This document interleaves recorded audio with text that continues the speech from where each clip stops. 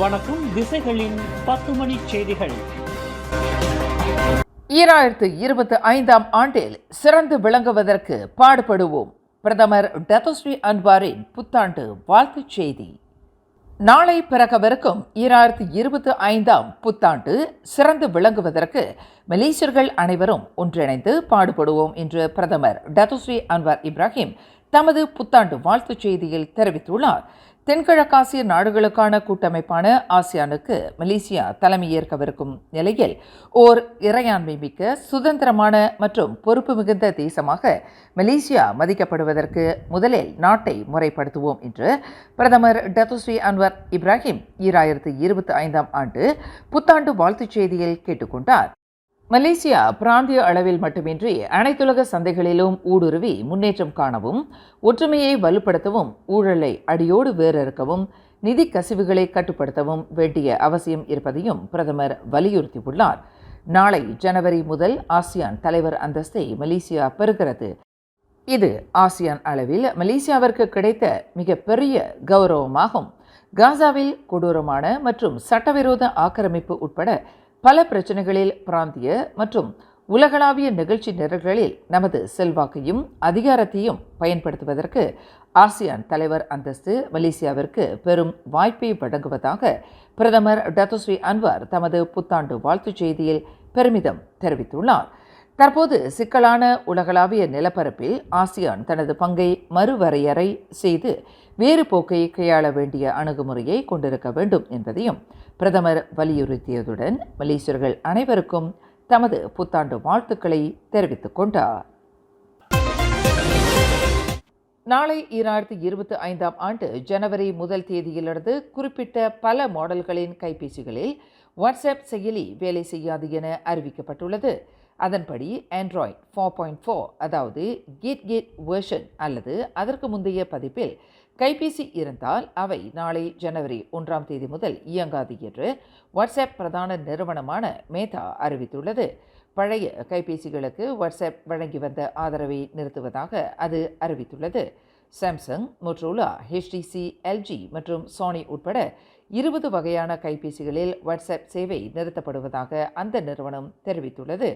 பழைய கைபேசிகளில் எதிர்கொள்ளப்படும் ஆபத்து இடர்களை சமாளித்து பாதுகாப்பு அம்சங்களை மேம்படுத்தும் தொழில்நுட்பத்திற்கு ஏற்ப மேதா இந்த நடவடிக்கையை எடுத்துள்ளதாக அறிவிக்கப்பட்டுள்ளது.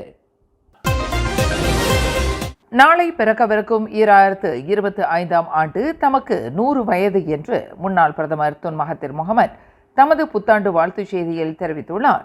தம்முடைய நீண்ட பயணம் என்பது மிகுந்த சவால் நிறைந்ததாகும் என்பதை துன் மகாதிர் நினைவு கூர்ந்தார். இறைவன் விரும்பினால் என் சுவாசம் இன்னும் நீடித்தால் அது இன்னமும் சவால்கள் நிறைந்த நீண்ட பயணமாக இருக்கும். இறைவன் அருளில் நல்ல ஆரோக்கியத்துடன் ஆசீர்வதிக்கப்பட்டிருக்கிறேன். இதில் ஆச்சரியம் என்னவென்றால் தம்மால் நிற்கவும் நடக்கவும் பகுத்தறிவுடன் சிந்திக்கவும் முடிகிறது என்று துன் மகாதிர் தமது புத்தாண்டு வாழ்த்துச் செய்தியில் தெரிவித்துள்ளார். கடந்த மாதம் தனது மகளை சித்திரவதை செய்ததாக ஆடவரும் அவரின் முன்னாள் மனைவியும் கோலாலம்பூர் செஷன்ஸ் நீதிமன்றத்தில் குற்றச்சாட்டப்பட்டனர். 34 வயது நபரும் அவரின் 33 வயது முன்னாள் மனைவியும் நீதிபதி எகுஸ்ரா அலி முன்னிலையில் நிறுத்தப்பட்டு குற்றச்சாட்டு வாசிக்கப்பட்டது. இருவரும் கடந்த நவம்பர் 21ஆம் தேதி இரவு 9 மணியளவில் கோலாலம்பூர் செந்தோல் ஜலான் கோச்சிங்கில் உள்ள கொண்டோமினியம் வீட்டில் 10 வயது சிறுமியை கைவிட்ட நிலையில் அவரை சித்திரவதை செய்து வந்ததாக குற்றச்சாட்டில் தெரிவிக்கப்பட்டது. குற்றச்சாட்டு நிரூபிக்கப்பட்டால் கூடியபட்சம் 50,000 வெள்ளி அபராதம் அல்லது 20 ஆண்டு சிறை தண்டனை விதிக்க வகை செய்யும் 2001ஆம் ஆண்டு சிறார் சட்டத்தின் கீழ் இருவரும் குற்றச்சாட்டை எதிர்நோக்கி உள்ளனர். பாஸ் கட்சி ஏற்பாட்டில் வரும் ஜனவரி 6ஆம் தேதி நடைபெறும் நஜீப் ரசாக்கிற்கு ஆதரவு தெரிவிக்கும் பேரணியில் அம்னோ இணைந்திருப்பது குறித்து DAP தலைவர் லிம் குவான் எங் தொடர்ந்து குறை கூறினார். இன்னும் அதிகமான அம்னோ உறுப்பினர்கள் அந்த பேரணியில் கலந்து கொள்வர் என்று அதன் இளைஞர் பிரிவு தலைவர் டாக்டர் அக்மல் சாலே நினைவுறுத்தியுள்ளார். அம்னோவை குறை சொல்வதற்கும் சாடுவதற்கும் உத்தரவிடுவதற்கும் லிம் குவான் எங் யார் என்று அக்மல் கேள்வி எழுப்பினார். பிரதமர் டத்தோஸ்ரீ அன்வார் இப்ராஹிம் தலைமையிலான ஒற்றுமை அரசாங்கத்தில் ஓர் உறுப்பு கட்சியான அம்னோ பாஸ் கட்சி ஏற்பாட்டில் நடைபெறும் நஜீப் ஆதரவு பேரணியில் கலந்து கொள்வது குறித்து அதன் நேர்மையை லிம் குவான் எங் கேள்வி எழுப்பியிருந்தார். கடந்த ஆகஸ்ட் 23ஆம் தேதி ஓர் இந்திய பிரஜையான விஜயலட்சுமி நில அமிழ்வில் சிக்கி பாதாள சாக்கடைக்குள் விழுந்து காணாமல் போன சம்பவத்தை தொடர்ந்து மூடப்பட்ட ஜலான் மஸ்ஜித் இந்தியா சாலை சீரமைப்பு பணிகள் முழுமையாக நிறைவடைந்து மீண்டும் பொதுமக்களுக்கு திறக்கப்பட்டுள்ளது. சம்பவம் நிகழ்ந்த பகுதியில் இந்த சீரமைப்பு பணிகள் 2025ஆம் ஆண்டு பிப்ரவரி மாதம் நிறைவடையும் என்று எதிர்பார்க்கப்பட்டது. ஆனால் அதற்கு முன்னதாகவே அந்த சாலை திறக்கப்பட்டு விட்டதாக கோலாலம்பூர் மாநகரமன்ற தலைவர் Dato Bandar Dato Sri Maimuna Mohammed ஷாரிப் இன்று அறிவித்துள்ளார். இன்று டிசம்பர் 31ஆம் தேதியுடன் முடிவடையவிருக்கும் சட்டவிரோத குடியேறிகளுக்கான பொது மன்னிப்பு திட்டத்தை அரசாங்கம் நீட்டிக்க வேண்டும் என்று மஇகா முன்னாள் மத்திய செயலவை உறுப்பினர் KP சாமி கேட்டுக்கொண்டார். இந்திய பிரஜைகள், நேபாளிகள், வங்காளதேசிகள், இந்தோனேஷியர்கள் மற்றும் சீன பிரஜைகள் உட்பட லட்சக்கணக்கான சட்டவிரோத தொழிலாளர்கள் நிர்ணயிக்கப்பட்ட டிசம்பர் 31ஆம் தேதி காலக்கெடுவிற்குள் மலேசியாவிலிருந்து வெளியேறுவதற்கு விரைந்து கொண்டிருக்கிறார்கள்.